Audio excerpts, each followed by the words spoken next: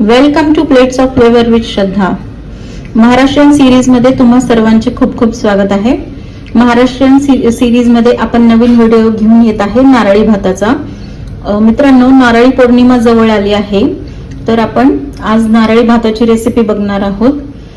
याच्यासाठी मी 1 वाटी तांदूळ धुवून भिजत घातला आहे अर्धा तास. 1 वाटी साखर घेतली आहे. 1 वाटी नारळाचा चव आहे.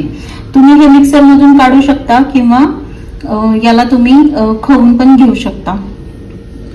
4 ते 5 विलायचीची पूड घेतली आहे. विलायचीचे साल आणि लवंग आपण फोडणीसाठी वापरणार आहोत आणि केशरचे दूध. चला तर मग सुरुवात करूया नारळी भाताला.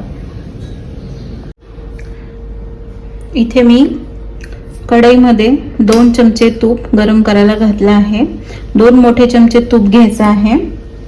त्याच्यामध्ये आपण टाकणार आहोत लवंग आणि विलायचीचे साल. लवंग आणि विलायचीच्या सालीचा वास भाताला खूप छान लागतो. त्याच्यामुळं तुम्ही कधी पण साखर भात किंवा नारळी भात करायचा असेल तर अशा पद्धतीनेच करा. आता आपण याच्यामध्ये तांदूळ टाकून थोडंसं भाजून घ्यायचं आहे.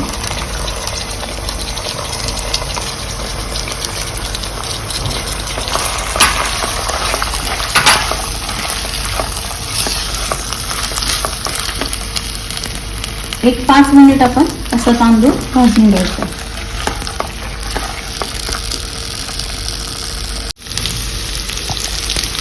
आपला तांदूळ आता छान भाजून झाला आहे. आता आपण याच्यामध्ये नारळाचा चव टाकणार आहोत. तेही आपल्याला छान भाजून घ्यायचे आहे.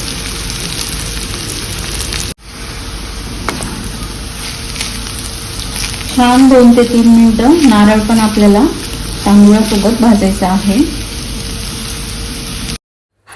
1 वाटी तांदूळ असेल तर आपल्याला 2 वाटी पाणी लागेल, पण आपण इथे 1 वाटी दूध आणि 1 वाटी पाणी गरम करायला ठेवलेले आहे. आपण तेच इथे वापरणार आहोत. छान सुगंध येतोय आपल्या भाताचा.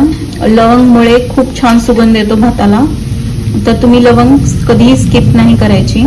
नारळी पौर्णिमा म्हणजे हा जास्त करून कोळी लोकांचा सण असतो, कारण की ते समुद्राला नारळ अर्पण करतात त्या दिवशी.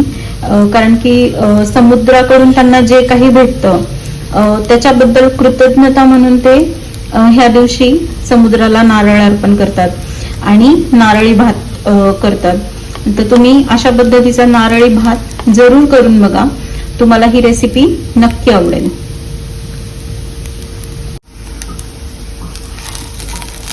आपला तांदूळ आणि नारळाचा चव छान भाजून झाला आहे. आता इथे मी 1 वाटी दुधामध्ये 1 वाटी पाणी घालून ते गरम केलं आहे. ते आपल्याला याच्यामध्ये टाकायचं आणि याच्यावरती आता झाकण ठेवून तुम्हाला हा भात शिजवायचा.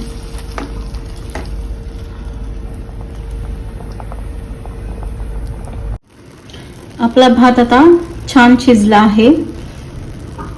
तुम्ही एक असं कण घेऊन बघू शकता की आपला भात छान शिजला आहे. आता याच्यामध्ये आपण साखर टाकायची. भात पूर्ण शिजल्यानंतर तुम्हाला याच्यामध्ये साखर मिक्स करायची आहे. त्याच्या आधी जर तुम्ही त्याच्यामध्ये साखर टाकली तर तुमचा भात दांडरू शकतो. दांडरणे म्हणजे थोडासा कडक राहतो भात. तांदूळ व्यवस्थित शिजले जात नाही. त्याच्यासाठी जेव्हा तांदूळ पूर्ण शिजल्या जाईल तेव्हाच त्याच्यामध्ये तुम्हाला साखर मिक्स करायची आहे. ही होती नारळी भातासाठीची टिप.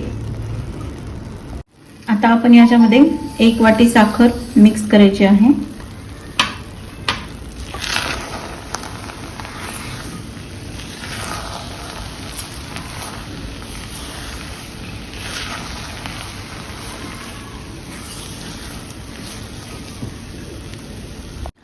साखर छान हलवून घेतली की त्याच्यामध्ये थोडीशी विलायची पावडर आणि केसरचं दूध टाकायचं आहे. केसर तुम्ही थोडंसं दुधामध्ये भिजत घातलं की त्याचा छान कलर येतो.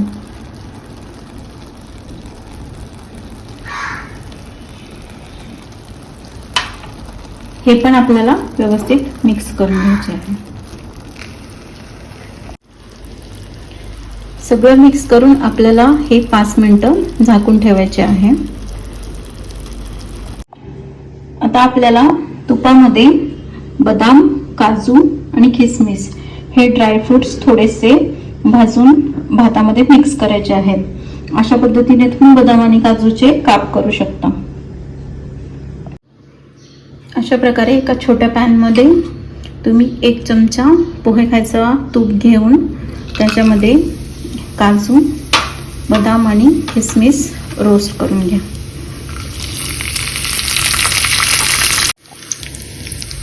छान रोस्ट झाले आहेत आपले आता ड्रायफ्रुट्स.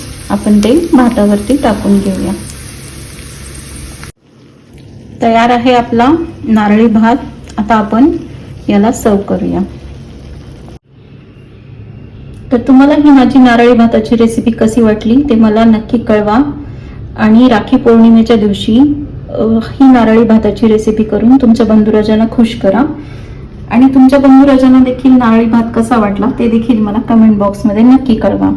तुमच्या फ्रेंड्स सोबत, फॅमिली सोबत जास्तीत जास्त ही रेसिपी शेअर करा, म्हणजे राखी पौर्णिमेच्या दिवशी ते सुद्धा नारळी भाताचा आनंद घेऊ शकतील. तुम्हाला माझे व्हिडिओ आवडत असतील आणि महाराष्ट्रीयन सिरीज तुम्हाला कशी वाटते, तुम्हाला जर महाराष्ट्रीयन सिरीज आवडत असेल तर जास्तीत जास्त माझ्या चॅनलला सबस्क्राईब करा. थँक्यू.